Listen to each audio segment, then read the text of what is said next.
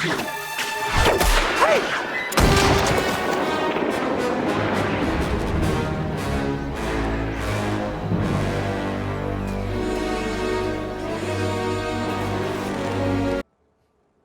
gamers, today I'm going to be talking about a game that I'm sure you have heard a lot about by now, that being Bethesda's latest attempt at a game. And it's good because, well, they didn't develop it, I joke, kind of. It just has less of Todd Howard's special features.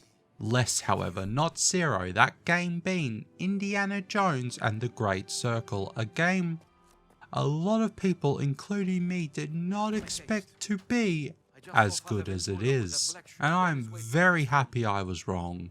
It seems we are currently in a renaissance of good movie video games, with the RoboCop game, the Terminator game, which I haven't checked out yet. Which, if you could tell by some of my other videos on the channel, I'm a massive fan of movie games. But even with these games in mind, I still didn't have massive confidence for Indiana Jones. Even though the game wasn't being developed by Bethesda, instead being made by Machine Games, the guys behind the likes of Wolfenstein, Todd Howard still had his buggy little fingers in the pie, having an executive producer role for the game. Now, obviously, as I mentioned before, not to say that the game didn't have its fair share of bugs, but we will get to that soon enough. Last thing I want to touch on before diving into the Great Circle is just to say that I'm not a massive indie guy. I've seen all the movies a couple times and such, but I mean, I haven't really read the comics or the books. And also, Indiana Jones probably isn't even in my top 3 favourite Harrison Ford characters. Although, to be honest, I've seen a lot of people saying it does matter, and to be honest, it shouldn't matter if you like indie or not. I think a good movie game also needs to be able to stand alone from the source material. So does this game do that? I personally think it does. There are references to the movies throughout, but nothing where like it's game breaking that you need to know this happens, or nothing in the story makes sense at all. It's just like, you know, sort of like, yes, Indiana Jones is an archaeologist who's done stuff in the past, and he also has friends that he didn't meet during the playtime of the game. But I mean, of course he has friends. Everyone has at least one friend. Sometimes only just one. But anyways, that's fine. I think we should swiftly move on to talk about the gameplay before I cry. And where better to start than the world that you get to experience during your time on the game. Much like the movies, Indy spends the game travelling around the world chasing the next great archaeological find, taking us all around the world, but I never feel that you are in one place for too long, and every single place we get to just looks incredible. And as I said, we get to go to a bunch of different locales around the world. And one thing I think this game does amazingly is splitting up its open world maps with very short linear segments between them. So there are 3 what you will consider open world segments of the game, that being the Vatican, Egypt or the Geyser Plateau, and the Kingdom of Siam or Thailand. These open world segments are amazing. They have side quests that the game refers to as field work, and these are just so good to the point where some of them may even be stronger than some of the main story missions throughout the game. If you play through this game and skip over the field work, you are deeply missing out on some incredible storytelling and just gameplay in general. It's like at one point I'm looking for a lost kid in a treehouse, and then I end up doing some ancient Taiwanese warrior trial ritual thing.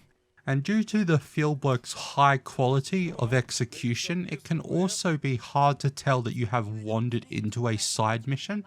They feel very seamless, and also, at least I know I missed out on a couple of them, but all the ones I did, it made sense why Indy was taking a break from his big mission to basically save the world, to save, I don't know, find a lost boy in a treehouse or what have you.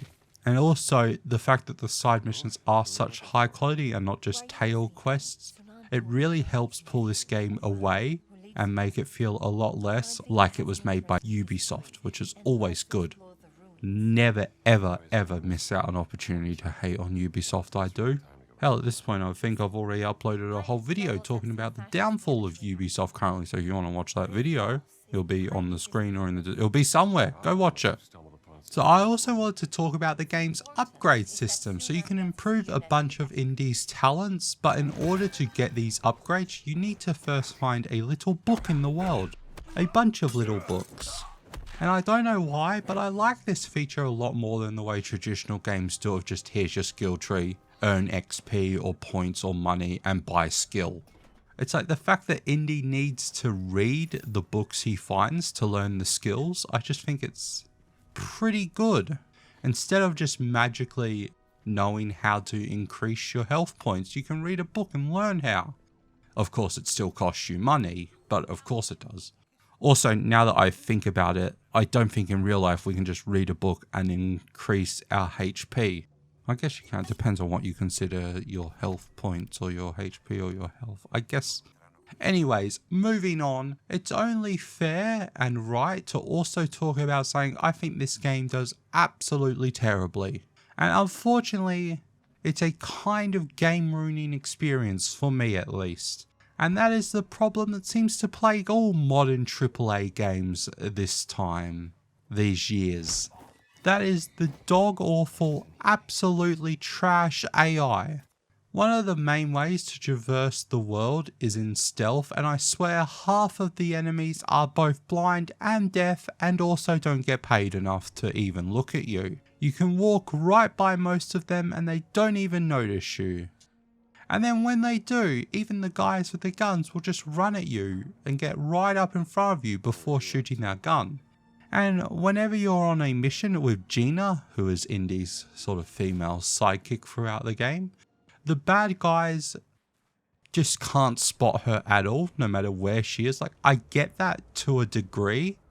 It's like you don't want to be doing really well on a stealth mission, not that stealth's hard, but doing really well on a stealth segment. And then the guard just sees Gina tailing behind you and they're like, oh my god, someone's here. But at the same time, makes sense if they did. So I have this one image in my head. It happened a lot throughout the game, but on a segment where you're on a battleship, I was stealthing behind some stairs and Gina was walking towards me, but she walked up the stairs as a guard was walking down the stairs. And like the guard didn't see her. The guard literally pushed her down the stairs and didn't even attempt to attack at least her, which in my mind, it just looks bad for the game. The only positive I can think about having AI this stupid is it really makes it feel like in 80s movies, where the bad guys are just so idiotic that they just run at you one by one so you can heroically take them down. But that's enough about bad AI. We all know how bad modern game AI is, but just doesn't make any sense to me. We now have like ChatGPT and all these artificial intelligences. You got the Gemini Google one, which I guess always gives you the wrong answer anyways. So maybe it is actually pretty close to the AI we have in real life. But video game AI, it's getting worse. Like, I'm playing Mafia 3 currently for a video, as I've said before. I want to play through all the Mafia games before the release of the old country. And the goddamn stealth in Mafia 3 is better than the stealth in this game. And that's saying something, because Mafia 3 sucks. But anyways, let's jump headfirst into the world of the Great Circle by taking a look at the game's fantastic story. And in my mind, the game started in possibly the best way it could have, that being the exact same start of Raiders of the Lost Ark, with the whole boulder chase scene, which gives the players a scene that they would remember and allowing indie fans to know roughly where this title is going to fall on the timeline. And also introduces us, the player, to the first person camera that the game uses, which I know a lot of people, including myself, thought that the game going first person may have been a mistake, but I feel that that opinion was mostly informed by the fact that the best treasure hunter games we have are all in third person.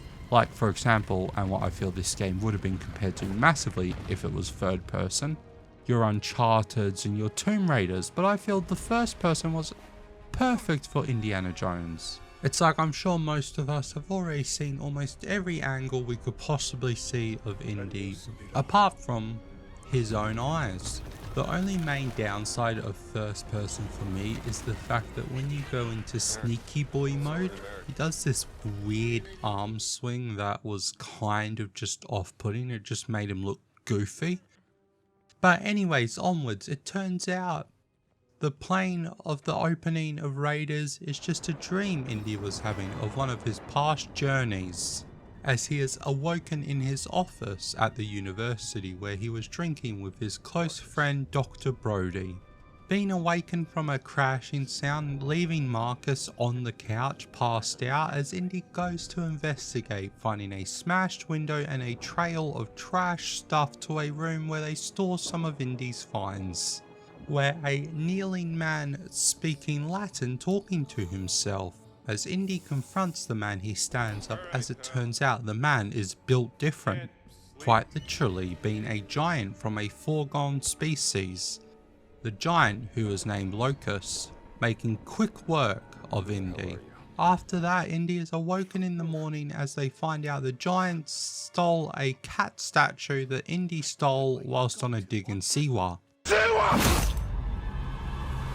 Going back to the window where the giant gained access to the building, Indy finds a necklace with a seal on it belonging to a certain group working out of the Vatican, so off to Roma it is. After getting past a bunch of guards, Indy is able to make contact with Father Antonio, an old friend. Also, this is where I quickly want to add, I've watched a bunch of reviews from other people and a lot of them get a simple fact quite wrong here, which annoys me. They say the Vatican under Nazi occupation, which is just wrong, both in real life and in the game, as it's occupied by the Italians, which is made very clear as Indy watches a blimp arrive. The blimp carrying a German archaeologist named Emmerich Voss. Indy watches as he arrives using binos supplied to him by Gina, a reporter undercover as a nun. As Voss gets off of his blimp, he is greeted by the stupidest leader from World War II, at least if you play Hearts of Iron 4, the Deuce himself, Mussolini. Indy now teaming up with Gina as they make their way through some hidden tunnels to arrive at an archive where a bunch of ancient relics are kept. When entering the room, coming face to face with Locust again, this time Indy gets the upper hand on the giant, but as soon as incapacitating the giant, the Deuce and Voss enter the room, as Indy and Gina quickly hide themselves along with the sleeping giant, as they watch Voss pick up the cat statue Indy was looking for.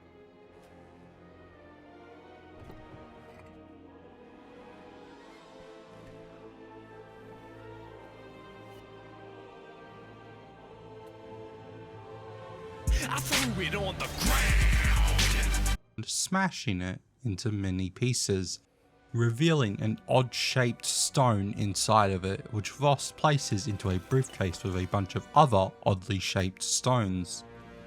Indy, knowing Voss by reputation and sensing something is wrong, follows Voss and tries to stop him, and Gina follows on her own mission to find her sister, who has apparently been taken by Voss. So they both sneak onto Voss's blimp, one in a much more daring fashion than the other, hitching a ride to Egypt as Voss believes there's another one of those oddly shaped stones there.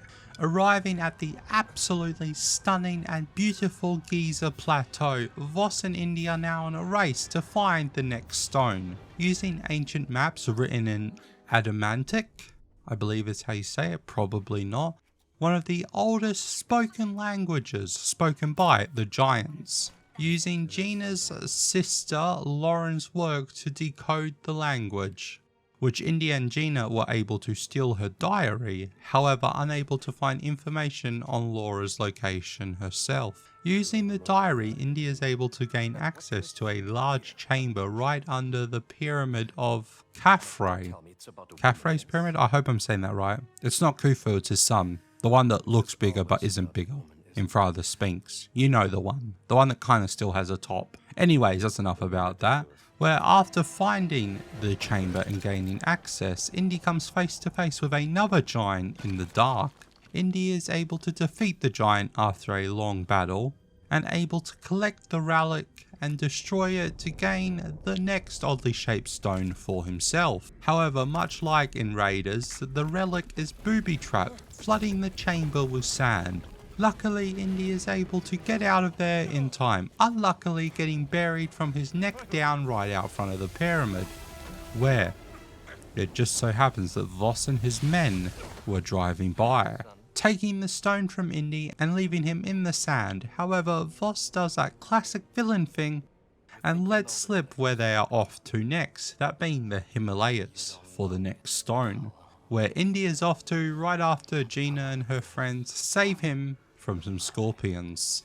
After arriving in the mountains, their guide leaves them due to the bad weather, leaving Indy and Gina alone to push on forward, where they end up finding a very large German battleship sitting on the top of a mountain, cantilevered over the edge. After getting into the ship, it would seem that the whole crew was frozen to death. After searching the ship for just more information on what happened here, Gina and Indy come across Laura's body, Gina's sister, who was apparently on the ship as they found another stone. After coming to terms with the loss of Laura, they are confronted by Voss's men, who have finally arrived at the ship. After sneaking past and fighting some Nazis, they arrive at the corpse of the captain, who is carrying the stone in his frozen hand, with a note that explains that they spoke the word written on the stone in their language of the giants into the stone, which teleported the whole ship to the top of the mountain. Before getting to think on it too much, however, they are attacked by the Nazis, with the ensuing battle forcing the ship to start to fall down the mountain, where Indy and Gina use the stone to get teleported off the ship before crashing into the bottom of the Himalayan valley. The stone, however, teleporting them to a random location not of their choice. That random location just so happens to be Shanghai, China, which may not be the best location as the city is currently being bombarded by the Imperial Japanese Air Force. As Indy and Gina find each other in the rubble, they spot a mostly intact Chinese biplane. After making their way to the plane, Gina takes the controls of the plane as Indy pushes the plane straight and attaches his whip as he uses it to climb aboard once they get airborne, and also uses the back-mounted gun to fend off some of the Japanese fighters, until their plane gets damaged, where Indy does a daring mid-air plane stop, stealing a Japanese fighter, where they then set off to Siam/Thailand, depending on where you exist in history. And they get shockingly far in that stolen Japanese fighter, which I'm pretty sure the Japanese fighters didn't have massive fuel tanks, because you go there, you do your battle, you run out of ammo or fuel, and then you do the plane into the boat, or what's the word? Kamikaze. They do a kamikaze attack. Really had to think of that word for some reason. Anyways, after arriving in Siam, they book a hotel for the night when Locust catches Indy while he's making a phone call and warns him to stop looking where he doesn't belong. In an attempt to brush off the meeting with the giant, Indy and Gina head up to their rooms for the night, and right before they're about to have a little bit of a romantic moment, the hotel is attacked by the Axis forces. But not looking for Indy or Gina, as it would seem that a local rebel group was at the hotel. But they are luckily able to escape, with the rebel forces helping Indy and Gina getting taken to a local village, where the inhabitants of the village are going to help Indy find the relic before the stone has been able to be taken by Voss, who is currently going around Siam destroying the local environment and annoying all the people of the country. So the people are even more likely to help Indy, telling him about an ancient temple hidden in the jungle.